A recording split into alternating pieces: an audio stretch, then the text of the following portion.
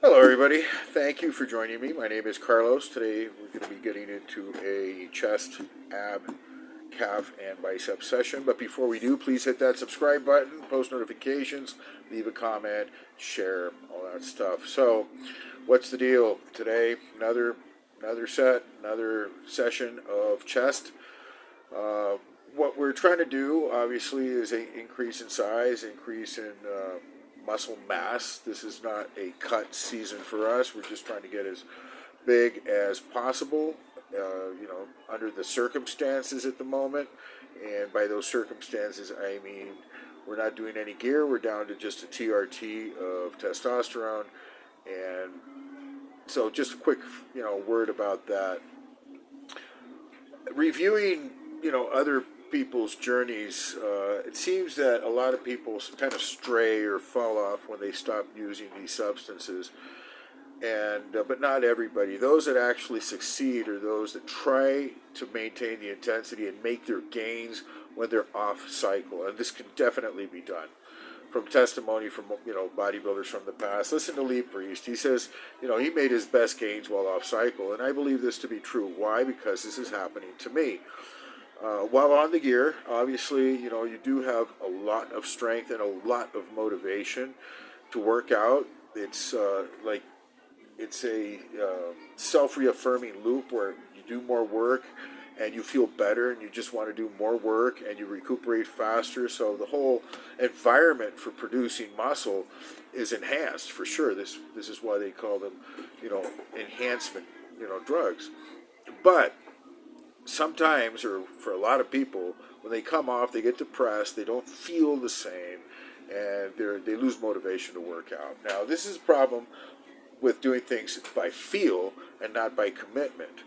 I knew this when I stopped using them, that this was going to be the case, and very possibly I would fall into some kind of a depression. And this has also made me understand that depression is a willful thing, because to feel lower energy doesn't mean that you have to be sad, depressed, or have negative thoughts. It just means that you're at a lower state. You can be happy there. You can be progressing there, even though you don't have all this extra energy. So, going on about, I've been doing PRs. My lifts are getting progressively better and stronger on many lifts at the gym, off cycle. And I have been very diligent with my food to make sure that the calories are as high as I can keep them, eating clean and without going to absurd lengths. No, not bulking, not doing a dirty bulk, not doing like cheats and all this stuff. Just eating my clean food and trying to keep it as clean as possible. So this is the reason for not gaining like extreme amounts of weight. I've been going up progressively, but not going overboard. So you can make gains while off cycle. You don't need to lose your muscle or lose your gains when you come off cycle. This is a myth. As long as you are training as hard as you can. Sure, some days I don't feel motivated to go to the gym. I just feel lazy. I just feel like it's not. It's different. It's a different feel. Like, okay. But you go to the gym, and you start working out, and then, as soon as I hit my first set, I'm into it. I forget, either I'm on or off. I don't have that mindset. I just get into the exercise, and I give it my all. And so progress has been coming along, and I've been making progress in some unexpected areas, like my calves. My calves have never been my strong point, that's for sure. They've been kind of skinny all my life. It's definitely not visible or muscular, and now they're starting to come out, and so I'm intensifying. I'm making sure that I always hit them, when I need to work them out, because I'm enjoying the progress that I'm seeing on this. Also with the abdominals, even though I'm bulking, even though I'm eating a lot more food, and I've been gaining weight, and yes, the body fat has been coming up, also not substantially, but it has been increasing. Nonetheless, the abs are still visible, the outline and everything, the shape. And so, just keeping a very minimalistic, uh, you know, how do I say this? Just keeping the ab training to a minimum, but constant. So I do circuits of 3 to 4 different exercises at least once a week, and that's fine for maintaining the abs. And I try to focus on building up the back, especially the legs. So I've been focusing a great deal on the legs. And the chest and bicep, everything gets worked. But so now this brings me to today's workout. So I've been moving away from the flat bench press. I reached a plateau where over a few sessions I was not making any progress whatsoever. I'd been making linear progressions for over 2.5 months, close to 3 months, where I had been progressing. And I was getting stronger, work capacity was going up, everything was moving forward until the day it didn't. And then after 2 or 3 of those sessions where I just wasn't pushing forward, I wasn't making any gains, I started to regress a little bit. And so I stopped doing the bench press. I left well enough alone. I had reached a nice plateau, which is 110 kilo, 245 pounds for 3 reps, and doing sets of 5 with 225s. Doing 4 sets of those. I would do a single set for 6, 7, or 8 reps, and so the strength is there. That moderate bench press strength is back, but I can't push it anymore for the time being. So I'm focusing my energies on other exercises, basically the machines. So we have a pin-loaded incline press, and I've been working that for the last couple of sessions, and it's going great. It's safe. You're not going to get pinned underneath a bar with no spotter if you don't have a spot. It's just safer, and it's a plate load, so you can load up as much weight as you can handle. And right now we're at 225 pounds, 245 pounds, which I hope to be increasing soon. The parameters increased from last session to this session, so I'm really looking forward to the next session. Calves, 2 different exercises, seated machine calves, great. These machine calves, the seated is just like, it's probably the best exercise. When I was doing them with 2 and 3 plates, it was manageable to do high reps. It was comfortable. I would get a nice pump. It was very easy to flex and everything, but it was kind of like a comfort zone, and I was stuck there for a long time. So I just decided to put on 4 plates, and I did 4 plates. 4 plates was a challenge for the first few sessions to get 6, 7 reps. And of course, after doing 20, 30, 50 reps with, calf raises, to do 6 or 8, it feels kind of weird. It feels like you're not doing anything. And I'm, reviewing the video for the first session. Man, those calves were popping out. I said, okay, I'm just going to repeat this. So now I've worked them up to 4 sets of 10. And it's always a challenge. It's not like easy. It doesn't go that smoothly. It's like it takes great effort to really contract and hold a peak and then do it again. And sometimes when you're doing these like extreme efforts, or it's just as hard as you can, it doesn't feel like it's very productive. Like you'd think it'd be more productive just to do, some easy reps and go for a lot of work. But it doesn't. That's not how it works. Mechanical tension is king. So that brings me to another subject. Quickly, I'm going to diverge here to House of Hypertrophy, a website, excellent website. This guy just compiles all the scientific data and studies and papers, and for the science-minded person, that's the page to go to, House of Hypertrophy. And so at the end of the day, he compares, like, what is the Holy Grail? What is it that produces, what is the signal that produces muscle? People want to hear that it's a lot of work, that it's volume, that it's frequency, whatnot. At the end of the day, all the studies show that it is mechanical tension. In other words, force. And this is, like, empirically, we know this. Like, there is no real top bodybuilder that's weak. They all lift heavy weights. And why would they do that if it wasn't necessary? Because they like to lift heavy? No, there's a danger element into it, and it's for risk mitigation, for one. If you could get by with doing 20-pound dumbbells, why would you try to do 180-pound dumbbells just for Instagram? No, because that's the only way to get the maximum size possible, and that's what their sport is all about, is to get maximum muscle size. And so empirically we know that it's the weight. And so after I go from this House of Hypertrophy video, I click on another guy, and he's going, no, you don't need weight to build muscle. All you need is like time under tension and reps, and everybody out there is lying to you. You don't need to lift heavy weights. And I'm like, there's no way around the confusion in the internet. You will find your bias, And if you want to believe that light weights actually work, they will build some degree of muscle, sure. But is it what you want? If what you want is to maximize your muscle growth, heavy weight is the only way that that's going to happen. How heavy? Singles? No, because the time under tension is too brief. It's too momentary. It's too quick. It's not producing enough of a signal. Now, if you sit there and do singles all morning long and you add up, I did 20 singles, of really maximum weight. I did a single, 2 minutes later, I did another and another and another. That probably would add up. Now, will it work? Yeah. Is it efficient? No. Is there a better way? Yes. Lower the weight a little bit, try to do triples or fives or eights. And so they've determined that the best range for hypertrophy is if you can manage a heavy weight between the 6 and 8 reps. And of course, if you do 20 reps, is that going to not build muscle? No, that doesn't mean it's not going to build muscle. It will build muscle because you're going to take it into your limit, close to failure at the very end. But that doesn't mean it doesn't give lie to the fact that it's the weight that produces the signal to produce muscle. And so the stronger you are, the heavier your lifts, the bigger you're going to get. Okay, so with that out of the way, we'll go back to our routine.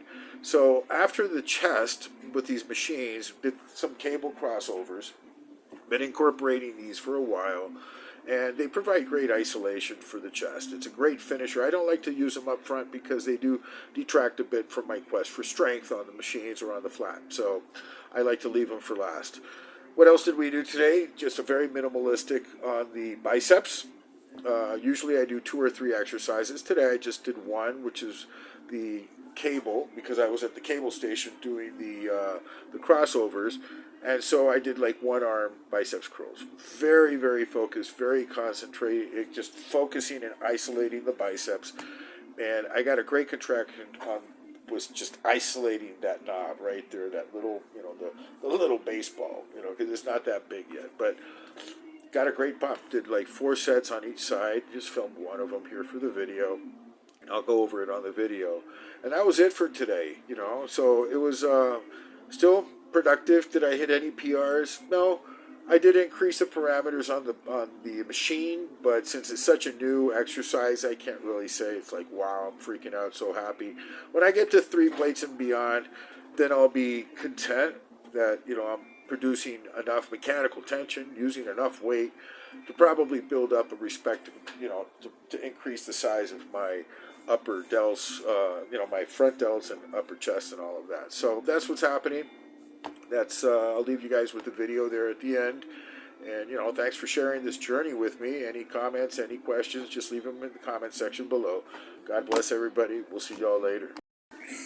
So here we're doing a very minimalistic maintenance phase for the bench press. We're not trying to make gains at all. We're not trying to progress in strength or reps or anything. All I want is a plateau, a status quo to maintain what I achieved in this period of rehab, from tearing my pec back in June to maxing out at 245 with 3 reps and 225 for 4 sets of 5. So here we just do an easy progression from 1 plate, plate in a 10, plate in a 20, plate in a 30, and then 2 plates to finish off as a warm-up for our chest workout. Again, very minimalistic, just trying to maintain a status quo, basically a plateau for our next phase. I really want to build up the bench press, so I'm not pushing it right now because I felt I was not progressing, and had I pushed any harder, I might have injured myself.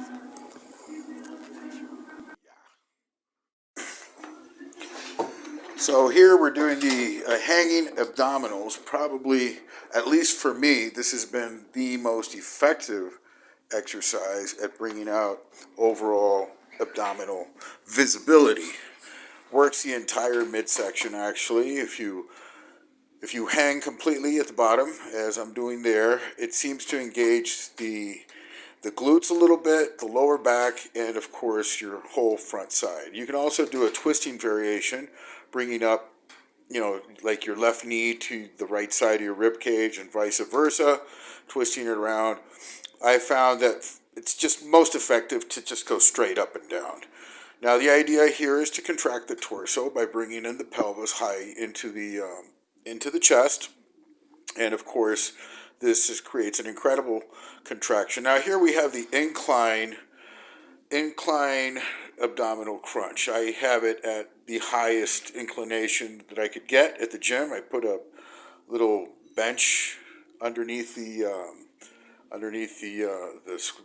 sit-up bench, and here I'm going for 20 reps, just really focusing on the contraction, not just going through the motions, but actually making the stomach contract. And boy, does it. Worked up to 20 reps. I'm sure I can get up to 25, but beyond going for higher reps, I would prefer to do more sets, just increase the work volume through sets. And here, this is now my favorite exercise, which is it's a modification of the plank. It works the intercostals and the serratus muscles. It is a very highly effective exercise for that particular muscle group. And on top of that, it really hits the abs also. When I go into the peak contraction right there, where the buttocks are like lifted up high, the solar plexus area of the abdominals is on fire. You can really feel the contraction underneath your chest and in the rib cage. And that's where the serratus and the intercostal muscles are and become more visible if you do this exercise. Now, of course, the visibility of the abs depends on the diet. Now, here we move to the seated calf raise. And in the last semester, I was doing these with very moderate weights with 2 and 3 plates, 90 and 135. We incremented them to 180 pounds and going here for 10 reps. Now, this is a mass builder. It absolutely does work the calves, and it will increase the size. See the visibility, the calves are coming through. They have increased in size over the last few weeks. And here we move on to the Smith calf raise.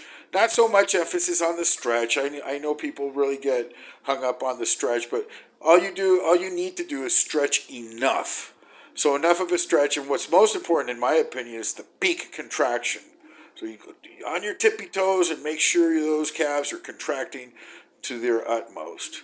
And of course, reps are important here. The Smith, obviously, you can put in as much weight as you can handle. Today, we stayed with 225 and did a cluster set. So I backed off for a few seconds, after doing my 15 reps or 12 reps, I didn't count them out, and then go for a few more. Just try to throw in some extra volume. The calves, they say, it's genetic and whatnot, but it's like any other muscle. If you really focus on them, throw them a lot of work, give them proper intensity and precision, they will grow. Okay, now here we move on to the incline machine press. Now I have it at a certain depth. It's not going all the way down, but it's enough. It's enough for proper leverage. Don't need to bring it all the way down to your chest. Just enough to get, a good stretch and then peak contraction. And here we go on to the seated press, which is a very comfortable move. It's almost like a pseudo decline press. You're sitting, obviously, but it kind of mimics the decline press. Highly effective as a substitute for the free weights. Now here we go to the cable crossovers with from a lower to upper bias. And of course, this really hits the pecs just to get in that extra volume, the extra amount of work. And this has been also working wonders for some chest definition. It also helps increase the size if you're doing your compounds properly. So from here we went to the one arm cable curl. And just because we're at the cable station, so I decided to not move around and just do them here. Haven't done these in a long time. And of course, one arm at a time, you can really focus, try to, just really make the biceps do the work, proper contraction, not extreme range of motion where you extend your arm the full, but enough. And then you curl up with your wrist. Make sure that your wrist is curling up so you can get more force and better leverage into the movement.